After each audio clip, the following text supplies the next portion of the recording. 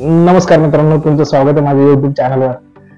व्हिडिओला सुरुवात करण्याआधी माझ्या चॅनलला सबस्क्राईब केलं नसेल तर सबस्क्राईब करा आणि बेल आयकॉन दाबायला विसरू नका, जेणेकरून माझ्या व्हिडिओचे नवीन नवीन अपडेट्स तुम्हाला येत राहतील. मित्रांनो, तुम्हाला माहिती आहे का वीज कशी तयार होते? आता तुम्ही म्हणाल काय विचारतोय, आम्हाला माहित नाही का वीज तर कशी तयार होते? आम्ही त्या शाळेत नाही गेलो का? हो, तुम्हाला हे माहित असणार वीज पाण्यापासून तयार होते, वीज पाऊन चक्कीपासून तयार होते. पण तुम्हाला हे माहिती आहे का वीज कचऱ्यापासून सुद्धा तयार होते?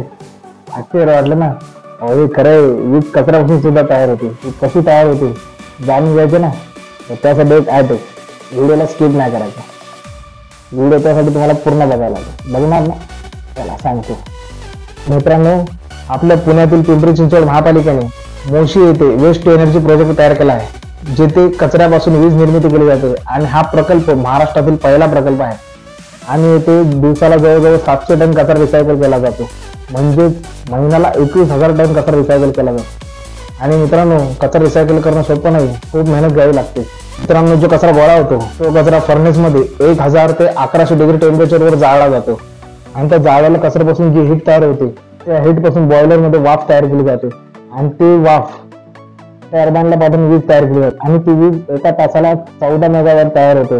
म्हणजेच एका तासाला 14,000 युनिट वीज तयार होते.